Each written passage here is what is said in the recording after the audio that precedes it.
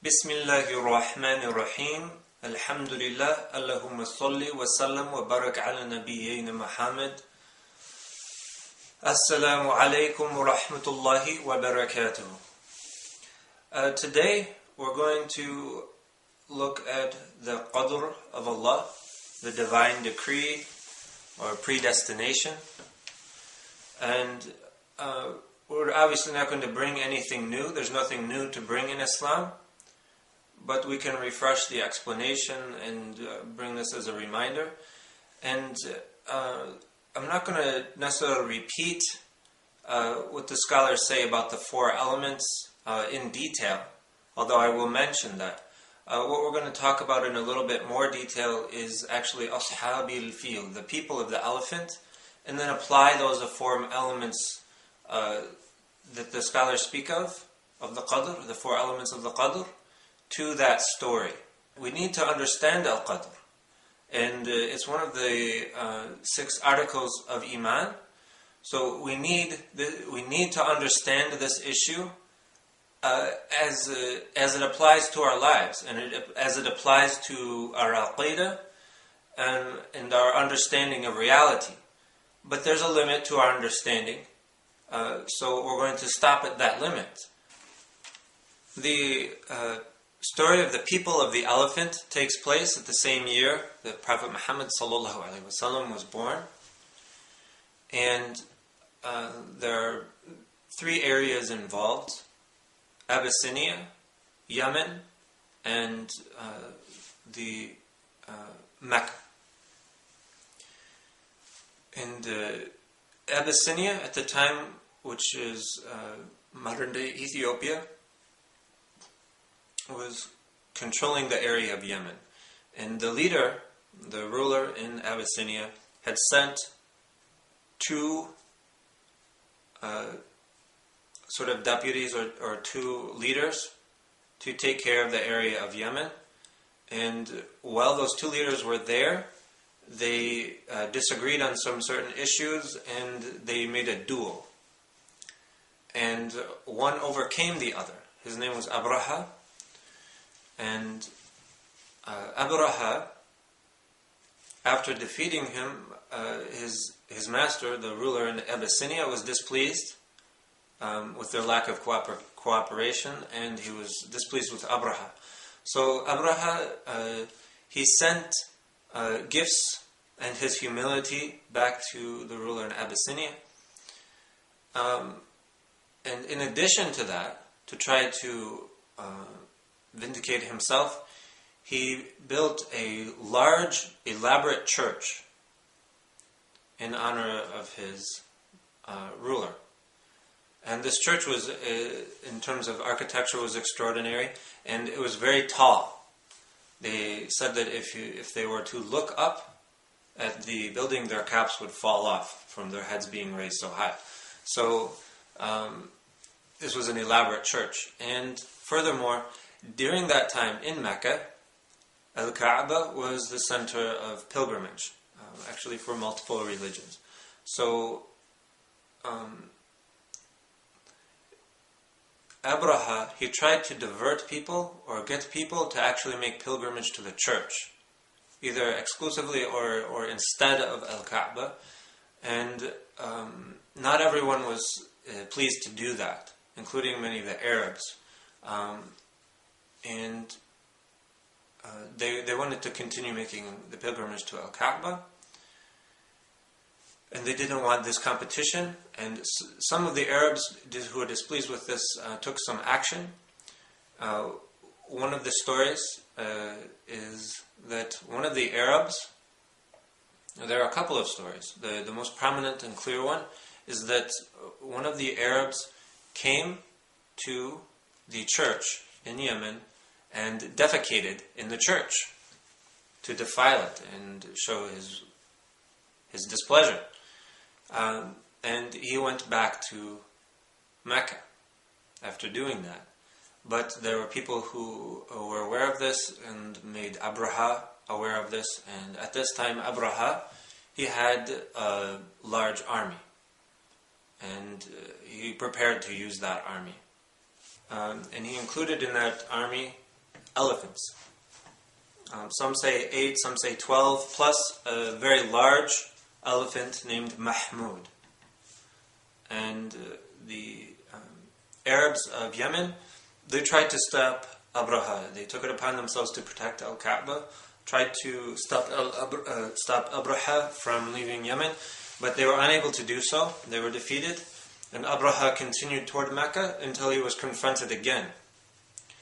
And he defeated the people trying to stop him again, but he did capture Nufail bin Habib, and Nufail bin Habib, being captured, they intended to kill him, but then instead they took him as a guide to get him the rest of the way to Mecca.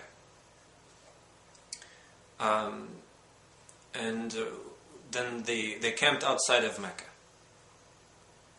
And once they were there, Abraha and his army, they captured, they took some camels, and they sent someone into Mecca to get their leader. And at the time, this was Abdul Muttalib, the grandfather of the Rasul sallallahu alaihi wasallam. And so Abdul Muttalib, he entered into Abraha, and Abraha was impressed with Abdul Muttalib. Abdul Muttalib was a very large man and an impressive man, so Abraha, he became kind of humble with him, and instead of sitting up high, he came down and sat on the carpet with Abdul Muttalib and talked with him. And the first concern of Abdul Muttalib was not the Kaaba, which Abraha, he was expecting Abdul Muttalib to talk him out of it, to try to convince him not to go, and so he was taking him very seriously. And then Abdul Muttalib, he was concerned about his camels. That's the first thing he mentioned. And Abraha then was not so impressed with him. And he explained, that what he believed that Abdul Muttalib was going to try to convince him to stop his action. But Abdul Muttalib replied back to that by saying, "Verily, I am the Lord of the camels. As for the house, it has its Lord, who will defend it." And then Abraha said back to that, "I cannot be prevented from destroying it." And Abdul Muttalib said, "Then do so." So Abdul Muttalib was sent really as a warner that Al-Kaaba has its Lord who is well capable of defending it. But Abraha didn't pay heed to that, didn't pay attention to that. In the morning, prepared his army. And to lead the army, they brought Mahmud, the large elephant, and faced it toward Al-Kaaba. Before moving out, then we come back to